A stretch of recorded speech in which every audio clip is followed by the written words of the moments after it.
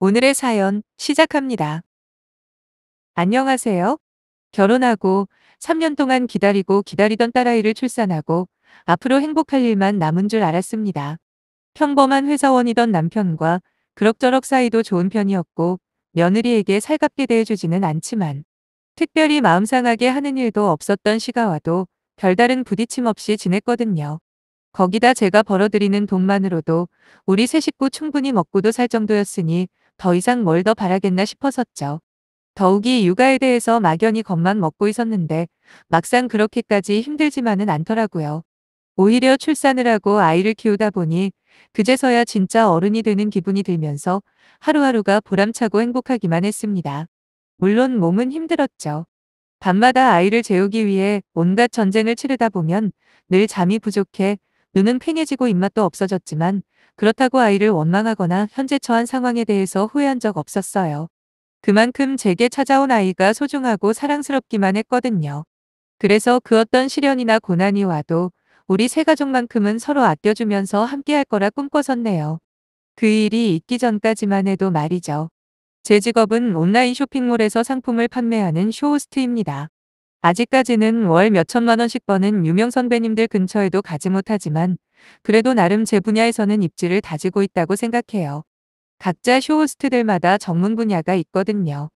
참고로 말씀드리면 저는 주로 화장품을 고객님들에게 소개를 합니다. 이쪽 계열이 워낙 개인별로 편차가 심한 직종이긴 하지만 그래도 월급으로 계산해보자면 1,000만 원 가까이 꾸준히 들어오고요. 점점 실적도 좋아지고 인지도도 올라가고 있으니 전망은 아주 밝다고 볼 수 있습니다. 남편은 그냥 평범한 회사원이에요. 친구 생일날 축하해주러 온 사람들 중에 한 명이었던 남편은 저를 보자마자 첫눈에 반했다며 한참을 쫓아다녔더랬죠. 물론 그때는 지금처럼 쇼호스트는 아니었고 방송국에서 FD라고 하죠. 여러 가지 보조를 해주는 사람 말이에요. 그걸 하면서 저 나름대로 학원을 다니며 쇼호스트를 꿈꾸던 시절이었거든요. 그 무렵 저는 20대 중후반이었는데 제가 생각해도 정말 예뻤던 것 같아요. 그래서 남편 말고도 저 좋다는 남자들이 꽤 여럿 있었거든요. 그중에는 사짜 직업 가진 사람도 있었고 기업을 운영하는 남자도 있었어요. 하지만 제가 결국 선택한 사람은 그런 잘 나가는 남자들에 비해 별 볼 일 없다고도 할 수 있는 평범한 월급쟁이였던 남편이었네요. 남편을 택한 이유는 딱 한 가지였어요. 그건 바로 잘난 척하지 않고 저를 인간으로 존중해준다는 느낌이 너무 좋았습니다. 왜 그렇잖아요. 잘난 남자들은 어떻게 해서든 자신이 가지고 있는 매력을 뽐내려고 무리하게 자랑을 한다거나 아니면 제 직업을 깔보는 경향이 있었거든요. 하지만 남편은 달랐어요. 진정성 있게 다가오는 모습이 참 매력적이라 느껴져 몇 달간의 섬을 타다 저희는 사귀게 되었습니다. 2년이라는 시간 동안 남편은 한결같이 제게 잘해주고 넘치는 사랑을 줬던 것 같네요. 비록 나중에는 저 말고 다른 여자에게 한눈을 팔았지만 그때의 남편의 저에 대한 마음은 진짜였다고 믿어요. 제가 결혼을 먼저 생각할 만큼 확신을 줬으니까요. 아무튼 결혼할 당시에 겨우 초보 쇼호스트가 된 지 얼마 안 돼서 모안 쓴 돈은 별로 없었지만 다행히 친정에서 많이 도와주셨어요. 그래서 남편이 전셋집을 준비했고 저는 혼수와 나머지를 부담할 수 있었죠. 운이 좋았는지 결혼하자마자 제가 판매하는 상품이 좋은 평을 받더라고요. 그러다 보니 불러주는 업체도 많아지고 자연스레 페이도 함께 올라가게 되다 보니 경제적으로 금방 여유가 생기더군요. 거기다 남편도 월 400씩 꼬박꼬박 가져다 줬고요. 제 직업 특성상 월급을 받는 게 아니라 수당이나 인센티브가 대부분이다 보니 절대 안정적일 수가 없어요. 그래서 제 수입이 늘어나더라도 지출은 최대한 자제하려고 노력했습니다. 언제 무슨 일이 생길지 모르잖아요. 가장 시급한 목표는 집을 사는 거였어요. 남편과 저는 결혼 초부터 아이를 가지고 싶어 했지만 아무래도 전세라는 불안정한 환경 때문에 조금 망설여지는 게 사실이더라고요. 그렇다고 피임을 하거나 일부러 아이를 안 가지려 노력한 건 아니었고요. 단지 굳이 아이를 가지기 위해 노력도 하지 않았다는 거죠. 저와 남편은 내 집 마련을 최우선 목표를 삼고 바로 실행에 옮겼습니다. 뭐 별거 없어요. 남편의 월급만으로 생활을 하면서 제가 버는 돈은 한 푼도 건드리지 않고 무조건 저축하는 거, 그거 하나면 충분하다 생각했습니다. 남편이 가지고 오는 돈만으로도 저희 둘이 사는데 아무 지장 없더라고요. 오히려 어떤 달은 조금씩 더 아끼고 아껴서 돈을 남기기도 했네요. 그렇게 돈을 모으다 보니 어느새 은행 잔고는 쑥쑥 불어갔고 작년에 드디어 저희는 집을 살 수 있었어요. 32평 아파트였는데 신축까지는 아니고요. 거기다 여기가 서울이나 수도권이 아니라서 대출 조금 끼고 전세금과 그동안 모아 쓴 돈 합치니 충분히 가능하더라고요. 주위에서는 결혼하고 2년 만에 집을 산 사람은 저희밖에 없을 거라며 부러움 반 질투 반 그런 분위기였습니다. 아무튼 집도 샀으니 저희는 그때부터 본격적으로 아이를 가지기 위해 열심히 노력을 하기 시작했죠. 몇 개월 동안 초초한 마음으로 살고 있던 어느 날 마침내 저희 부부에게 선물같이 임신 소식이 찾아왔고 그때 기뻤던 순간은 말로 어떻게 설명할 수 없을 만큼 행복 그 자체였던 것 같아요. 제 직업의 좋은 점 중에 하나가 바로 임신해서도 얼마든지 일을 할 수 있다는 점이에요. 특히 화장품이라는 게 몸매와는 아무 상관이 없는 제품이다 보니 주로 얼굴 위주로 화면에 나가거든요. 당연히 전신샷이 나가더라도 아무도 신경 안 쓸 테고요. 뱃속의 아이와 함께 참 열심히도 일했던 것 같아요. 다행히 제가 입덧이 없는 체질이라 별다른 고생도 안 했어요.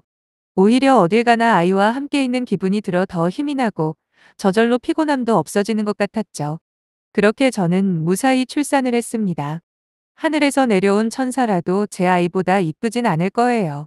우는 모습도 웃는 모습도 그리고 자는 모습까지. 그 어떤 모습도 안 이쁜 순간이 없더라고요. 하지만 이내 문제가 생겨버렸습니다. 정신적으로야 항상 행복했지만 제 몸뚱아리가 받쳐주지를 않는 거예요. 조리원에 있다가 나온 뒤로 아이가 100일 될 때까지는 그럭저럭 버틸만 했어요. 남편도 열심히 육아를 도와주기도 했고 마침 그때는 친정엄마가 와 계셨거든요.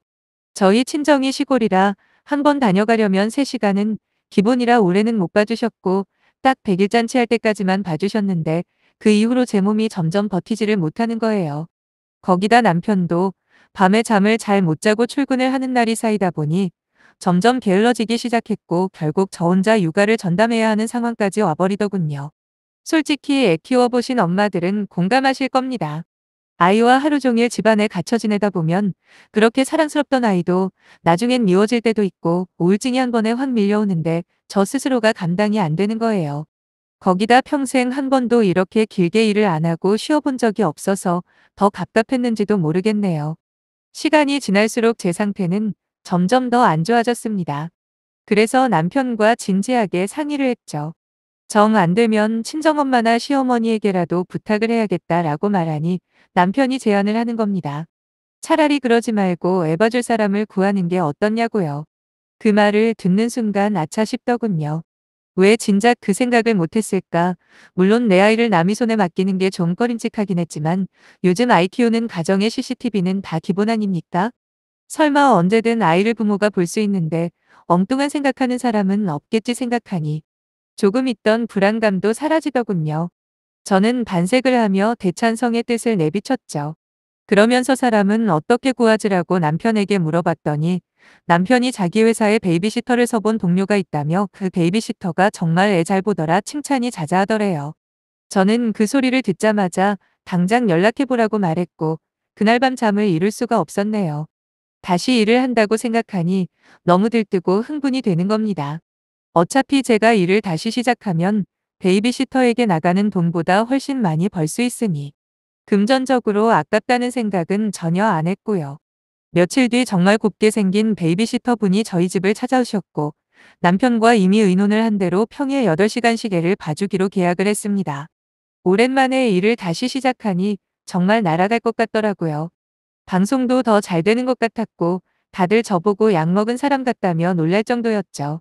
어느새 우울감에 쩔어있던 몸과 마음은 다시 새 것처럼 파릇파릇해지기 시작하며 아이러니하게도 오히려 아이와 떨어져 있는 시간이 더더욱 아이에게 온전한 사랑을 줄 수 있는 계기가 되더라고요. 모든 게 완벽해 보였습니다. 제가 그 장면을 보기 전까지 말이죠. 저희 집에는 가정용 CCTV가 2대 설치돼 있습니다. 하나는 TV 선반 위에 거실 전체가 보이는 각도로 있고 나머지 하나는 천장에 아이가 잠을 자는 곳에 설치되어 있죠. 저는 일을 다시 시작한 이후로 틈틈이 아이가 보고 싶을 때면 핸드폰 어플로 우리 애가 잘 지내고 있나 들여다보곤 했거든요. 그런데 하루는 아이가 자고 있더라고요. 그래서 거실 전체를 비추는 카메라로 연결을 했더니 뭔가 구석에 이상한 장면이 보이는 겁니다. 자세히 확대를 해서 보니 웬 사람 발이 4개가 있는 게 아니겠어요? 그 시간엔 분명히 베이비시터 한 명뿐이어야 하는 집안에 누군가가 한 명 더 있었다는 거죠. 거기다 발들의 위치나 각도를 보니 2명은 바짝 붙어 있는 게 확실했고 전 갑자기 화가 막 나더라고요. 갓난아이가 있는 집안에 누구를 불러들인 건지는 알 수 없지만 그래도 이건 아니잖아요. 아마 자기 딴에는 카메라 각도를 피한다고 피했겠지만 하필 발 부분이 보였을 줄은 꿈에도 몰랐을 겁니다. 당장 전화해서 따지려다 잠시 멈칫했습니다. 확실한 증거도 없이 단지 희미하게 비춘 장면만 가지고는 그 여자가 발뺌을 할 수도 있다는 생각이 들었거든요. 그래서 그날 밤 저는 거실을 비추는 카메라 각도를 안방 쪽으로 살짝 들어 올렸습니다. 한 번 집안에 자기 남친이던 누구던 불러들인 그 여자가 또 그럴 거라는 예상을 했거든요. 그래서 결정적인 증거를 확보하기 위해 나름대로의 준비를 한 거죠. 며칠 동안 저는 매일 밤 아무도 몰래 카메라 영상을 확인해 보았고 남편에게는 말 안 했어요. 왜 그랬는지는 모르겠지만 그때는 여자끼리 해결해야 할 문제라고 여겼거든요. 지금 생각하면 남편한테 말 안 하기로 한 건 정말 신의 한 수였습니다. 왜냐하면 일주일 정도 지난 뒤 다시 그 여자가 누군가를 불러들인 걸 확인했는데 그게 바로 제 남편이었기 때문이죠. 숨이 안 쉬어질 만큼 큰 충격으로 그날 녹화는 전부 펑크를 내버렸고 저는 혼자서는 도저히 감당할 수 없는 사태에 멘붕 그 자체였네요.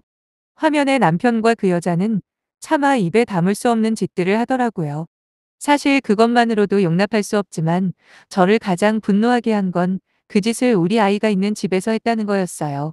얼마나 나를 우습게 보고 자기 자식을 하찮게 생각했으면 집안에서 그럴 수 있을까요? 짐승도 저렇게까지 악랄하지는 않을 텐데. 하물며 아빠라는 인간이 지 자식 앞에서 바람을 피다니 처음 한동안은 아무 생각도 안 나고 그저 살인 충동밖에 안 나더라고요. 하지만 우리 애를 생각하면 그냥 분을 푸는 게 우선이 될 수는 없다고 판단한 저는 일단 아는 지인을 통해 이혼소송 전문 변호사님을 만나 상담부터 받아봤습니다. 결론은 확실한 증거가 많으면 많을수록 유리하다고 말씀하시길래 전 뼈를 깎는 노력으로 남편에게 아무 일 없는 듯 연기를 하며 지내기 시작했죠. 물론 컨디션이 안 좋다는 핑계로 최대한 남편과의 대화나 접촉은 피하면서요. 남편과 그 여자가 밖에서까지 만나는지는 모르겠지만 집에서 불륜을 저지르는 건 대략 일주일에 한 번, 그러니까 한 달에 4번 정도 만났더군요. 물론 미리 안방에 설치해 놓은 CCTV로 모조리 녹화를 해두었죠. 그리고 변호사님이 이 정도면 충분하다고 하시자마자 전 친정 부모님을 불러올렸습니다. 당연히 사전에 다 말씀드려놨거든요. 그리곤 남편에게 이혼소송 걸 테니 이 집에서 나가라고 경고를 했습니다. 처음엔 무슨 말도 안 되는 소리냐고 반항을 하던 남편도 제가 수집한 증거들을 보여주니 두말 않고 간단하게 짐 싸서 나갔고요. 매일 절망뿐이고 울고 싶었지만 그래도 우리 딸아이를 보면서 참았습니다. 그 여자는 어떻게 알았는지 바로 발길을 끊더라고요. 안 봐도 뻔한 거 아니겠습니까? 지들끼리 미리 연락을 했겠죠. 아무튼 상간녀 소송도 했습니다. 남편은 그 후로 몇 번이나 저희 집 앞에 와서 삭삭빌며 다시는 안 그러겠다고 한 번만 용서해달라고 했지만 그럴수록 저의 분노는 더욱더 커지기만 할 뿐 아무 소용이 없었어요.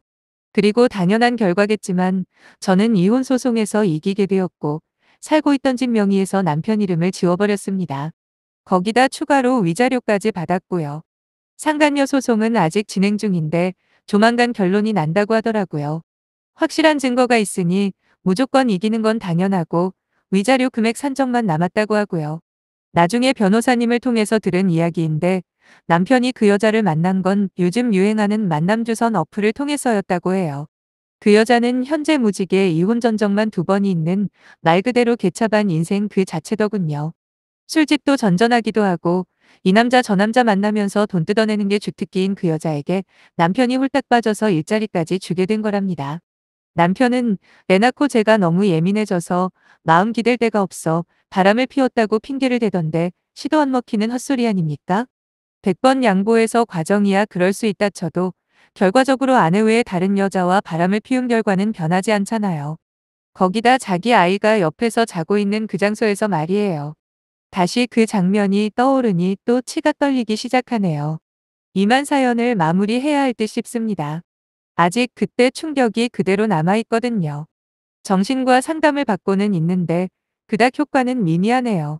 유일하게 애와 함께 있는 시간만 괜찮더라고요. 어쨌든 지난 과거에 연연해봐야 앞으로 저와 우리 아이의 인생에 하등 도움될 거 없다고 되뇌이고 있어요. 우리 모녀 둘이서 살아내야 할 날만 바라보고 살려고 합니다. 힘내라는 격려 한마디 부탁드려도 될까요? 감사합니다.